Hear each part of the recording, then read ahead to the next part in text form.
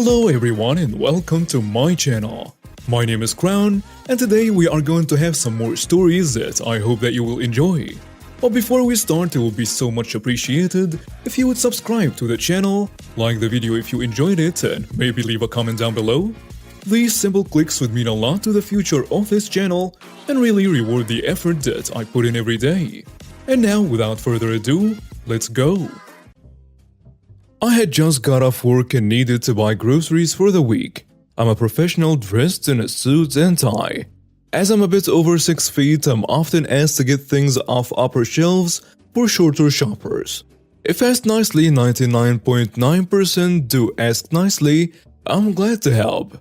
That 0.1% though, I was asked by a grandmotherly looking lady, maybe 4'10", if I'd please get something she couldn't reach. She was very sweet and she said thank you and went on her way after I got it for her. At that point, a very rude man, maybe 5'2", yelled from half down the aisle to come get this for him. He made it sound like an order, no please or anything. So I ignored him. This pissed him off. So he gets louder and begins cursing very loudly. I walk past him just doing my shopping and ignoring his outburst. He says, "Hey dumb jerk, I'm talking to you." I stop and tell him he needs to lower his voice. He gets even louder saying, "You helped her, now help me." I turn and say she was nice and polite. "You're a jerk, so no." At that point he screams for my manager. I break up laughing and he gets even louder. I ask when did the store's employees start wearing suits. People are watching at this point. I start to walk away, but this jerk grabs my arm and tries to pull me around. Serious short man syndrome. Sadly, I have a severe case of PTSD from a situation when I was a teen. I spin around, then punch him in the face. Didn't mean to, but it's a reflex of being bullied. He goes down, bleeding from his now broken nose. People are rushing over and I'm beside myself saying I'm sorry. He gets up screaming about having me arrested. I guess someone called the cops or they were in a store, as they appeared in what seemed like seconds. He tells him that I just walked up and punched him. A couple dozen witnesses tell what really happened. One officer goes to watch the security video, and when he gets back he asks me if I wanted to press charges for assault. This guy freaks out and takes a swing at a police officer. He gets arrested, charged with assault against a law enforcement officer, and public vulgarity. Didn't know there is a law about that. Found out at the trial this is his fourth time being arrested for similar offenses and that he's being banned from 4 other stores in the area. As a repeat offender, he received 6 years in state prison and a $10,000 fine. While most Korean immigrants, or perhaps expats is a better term, in our country tend to keep to themselves, there are a few who are really jerks who think they are superior to us, brown people, just because they are whiter and richer. I live in a suburb that has a number of Koreans, Japanese, Chinese, and a few Westerners living within the vicinity, and with dozens of Korean mini-marts and restaurants along the way.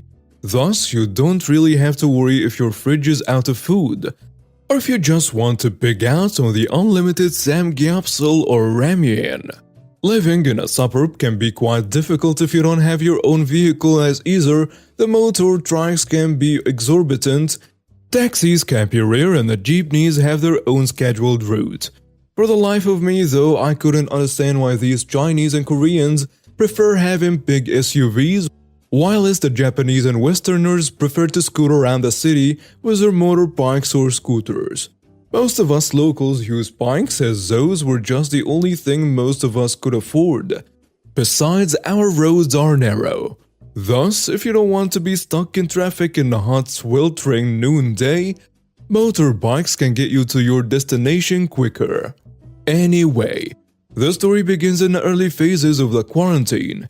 And to preserve the economy, some grocery stores, mini-mart, and fast food restaurants are allowed with limited capabilities, such as takeout only, mandatory face masks and face shields on, mandatory quarantine passes, and only one person in a vehicle is allowed.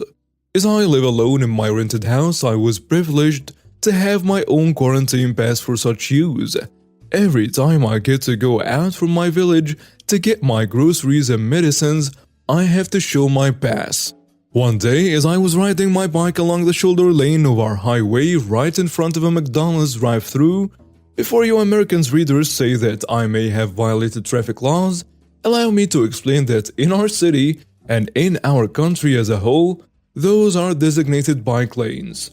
An SUV suddenly cut me off, having me scratching its passenger door. Fortunately, I was only driving slowly as I was anticipating the red light. Thus, I didn't get any damages at all. The driver of the SUV, a small-ish, middle-aged yet heavily botoxed, or whatever treatment they did, Korean lady, came out stomping angrily. Babu, you injured car. You pay. Where's your license? Me, a sarcastic jerk and sometimes proud of it, I tell her, I don't know if my country issues a license to damage, but hey, I didn't injure your car. I just merely scratched it because you cut me off the road. Stupid. Where your license drive? I demand police jail you for a long time. You injured car.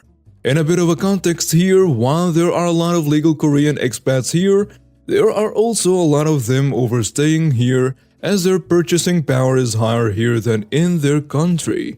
Most legal expats here, though, either have businesses or they study English, or in some cases, in the universities here. Hence, they are able to speak the local language, or speak good English. So, as I've said, they mostly keep to themselves. They do hire local maids who taught them our local language. Now back to the conversation. Give me a license, drive me. I report police. You injure car.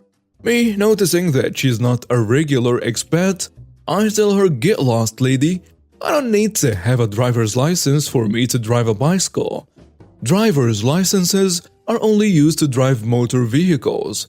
Now, if you are demanding that I give you my driver's license, tell me, where did you get yours?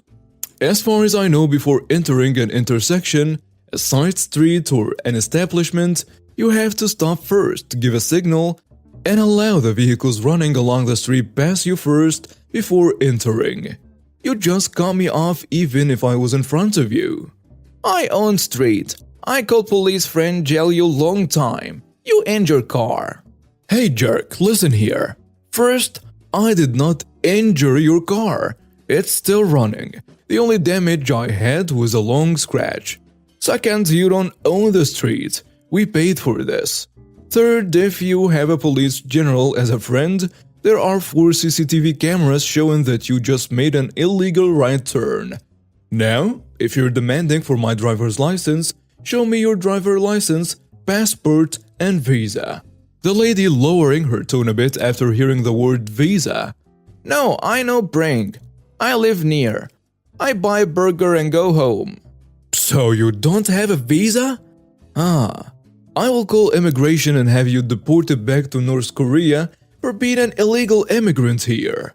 Upon hearing deported back to North Korea, entitled Korean Karen just dug through her purse, got 2 pieces of cash, flung it at me, went back to her SUV, drove through the order stand without purchasing, and exited the McDonald's through the side street. Well, easy 2,000 pesos for me.